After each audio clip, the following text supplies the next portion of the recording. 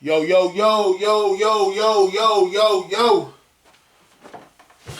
Yo, yo. What's good with it? It's the homie Mac. Music, art, culture, knowledge. Each one teach one. Peace and love. Reporting live from the Dogon. I know the Dogon is looking, I'm in a transitional phase and, there's some remodeling that needs to be done in the Dogon. But yeah, this lovely piece of art is by none other than Steve Coakley Jr. I purchased this piece of art from him. He's in Ghana. He's doing big things in Ghana right now. He definitely has a heart for Pan Africanism, a heart for Black people, the globe over. But yeah, shout out to the homie Steve Coakley Jr. Yeah, man. R.I.P. Steve Coakley Sr. Great man. Definitely left a mark on this planet. Inspired a lot of revolutionaries, activists, Pan Africanists. Yeah, I would say he was our Bill Cooper before Bill Cooper. But that's a whole nother conversation. Yeah, so thumbs up, give me the likes. Thumbs up, give me the likes. Like, share, comment, subscribe. Subscribe to the YouTube channel 82 Kings. Let's get to it. This is the first episode, the first MACK minutes of 2023. Yeah, so I gotta... no disrespect to the ancestor Martin Luther King and his wife, Dr. Martin Luther King and his wife, Coretta Scott King. No disrespect. But I had got a text and somebody said, did you see the sculpture dedicated to Martin Luther King's penis? And I'm like, what? I'm looking at, but, this person later divulged, seconds after said it was a joke. But the sculpture that was erected, no pun intended, was reminded her of a penis. But before I get into that, let me read this. Bear with me for a second. Okay.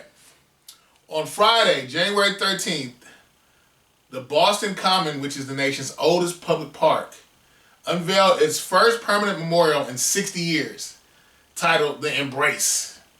The 22-foot-tall bronze sculpture shows King and Scott's arms intertwined in a hug, which Thomas based on a 1964 photograph of the moment they learned that King won the Nobel Peace Prize. Rather than recreate the entire scene, Thomas isolated their points of contact, leaving space for visitors to stand within. A collaboration with mass design group Walla Walla Foundry and the local nonprofit Embrace Boston, the rounded sculpture at Boston Common commemorates not just King's political contributions, but Scott's often underappreciated role in the civil rights movement. I understand that art is highly subjective. That we all look at things through varying lenses. But there is nothing about that sculpture that to me spoke to Dr. King or Coretta Scott's legacies, respectively. When I think about, the King, the couple that is King and Coretta Scott, I think about equity, I think about equality, I think about justice, I think about reparations. Towards the end of Dr. King's life, he Dr. King challenged this power structure here. He spoke out against imperialism, spoke out against racism, obviously, spoke out against colonialism, spoke out against imperialism again, Vietnam War, neo-colonialism, spoke out against all those things. I know at some point they wanted to say that he was a part of the Red Scare, like he was a proponent of communism. I won't necessarily say yay or nay, but what I figured, what I divulged from his political paradigm as it evolved towards the end of his life, he one of the things he always said was, there's rugged capitalism for the poor, and there's socialism for the rich, and rugged capitalism for the poor. So he's just speaking about equity. I think he just, he didn't want to live in a country where it's the wealth gap is so vast and wide. And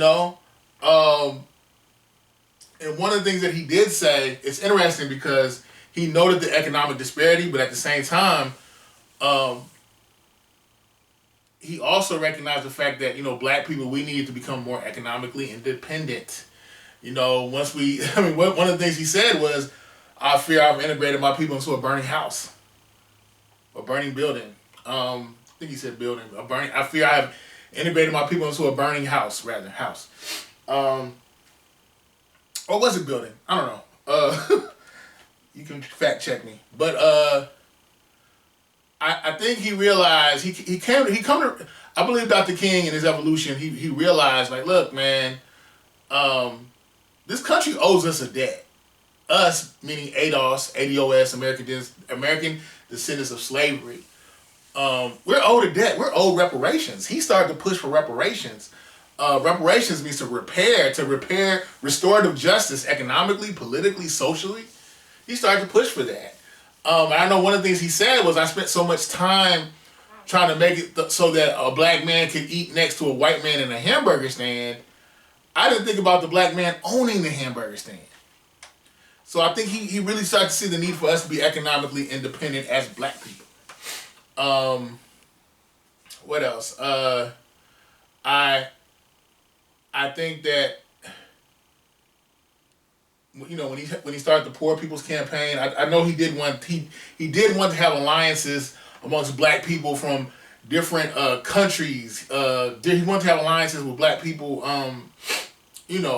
across the country, not across the country, across the globe, and he also wanted to have alliances with people from other races.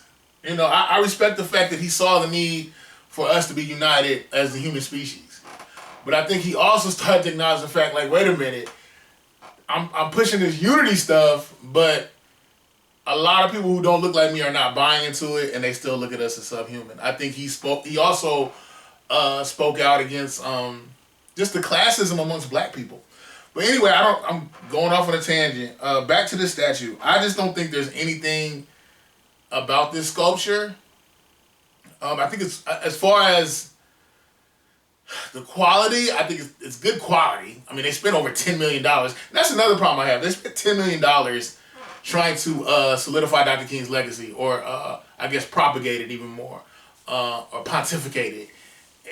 And my issue with that is, like, come on, with that $10 million, you could have actually poured into programs and into communities and into organizations that actually needed help. Exercising Dr. King's legacy, equity, equality, justice, social reform, justice reform, political reform. Like, let's put money, that money could have been put towards things to foment restorative justice for disenfranchised people, specifically black people and poor people overall. I mean, not to say that only poor people are black, but I wanted to talk about economics too. The fact that Dr. King acknowledged classism. I think the monument that's in D.C. in Dr. King's honor, amazing. It's like that monument in D.C. It to me it's symbolic of his legacy, from the way it's chiseled to the stature of it. It's very artistic in a beautiful way. That's my opinion. Again, I know art is subjective. My thing is, I feel like sometimes art is like a joke. And by that meaning, if I have to tell you a joke and keep explaining it to you, it's probably not a good joke. That's the way I feel about this sculpture in Boston. A lot of people feel the need to go in detail of how it's symbolic and what it represents. And if you look at the photo, without that picture without a photograph of the embrace being next, the embrace between Dr. King and Coretta Scott King, without a photo of their embrace being next to the sculpture, this sculpture is very nondescript. There's nothing that I see about that sculpture that triggers in my mind, or connect. There's no connections made in my mind. Oh, that's Dr. King and Coretta Scott King. No, not at all. The actual artist. Give me 1 second.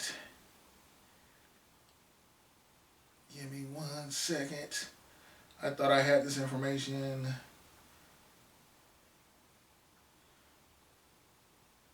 Give me 1 second. The actual artist is actually ADOS. and I really don't see uh, why he thought this was a good idea. But hey, sometimes I wonder if he was told, commissioned what to do, and then he just did what they said. I don't know how much artistic freedom he had in this sculpture. But let's see. The artist, I'm trying to pull this up. The artist's name is actually Hank Willis Thomas. Hank Willis Thomas. Yeah, I've seen people cracking jokes saying that the sculpture looks like a chicken wing. That the sculpture they've made a meme out of it, juxtaposing the embrace next to Tyrese and Ving Rhames and Baby Boy when Ving Rhames had Tyrese or Jody in a headlock. It's black people often we laugh through our trauma. I think that's how it's definitely a coping mechanism of ours. But I just, again, I don't see anything that distinctly speaks to Dr. King or Coretta Scott King's legacy.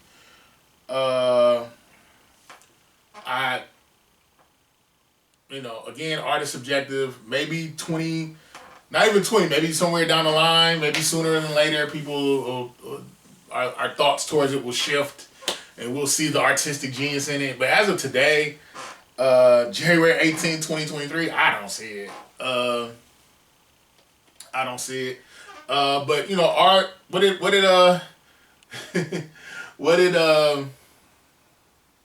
George Orwell say? George Orwell said art is propaganda.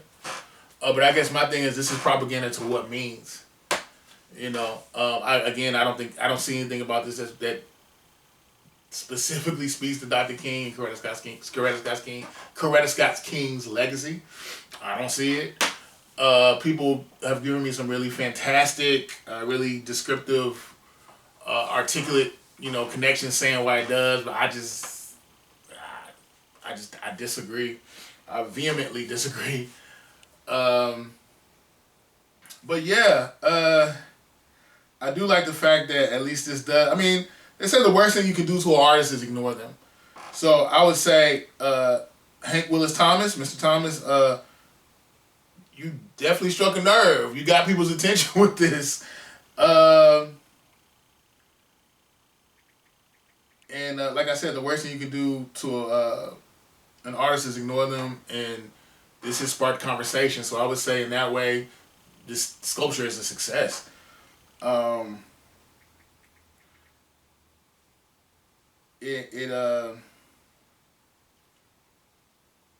okay, I just wanted to double check. I was right. Dr. King said, I fear I am integrating my people into a burning house. Yeah, that, as far as integration goes. I think there was so much more to Dr. King than I Have a Dream. I think he has almost been portrayed as like as a diet revolutionary or a conformist revolutionary, like kind of like shucking and jiving in a lot of ways. And no, like Dr. King challenged the power structure. Dr. King realized, when he met with the trash workers in Memphis, he realized that there is a economic struggle. And that this isn't just about race, but this is also about economics.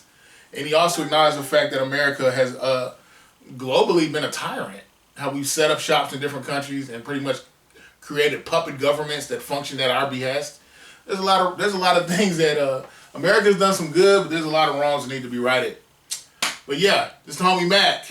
Each one teach one, peace and love. Thumbs up, give me the likes. Thumbs up, give me the likes. Each one teach one. Signing off from the Dogon. I'm out.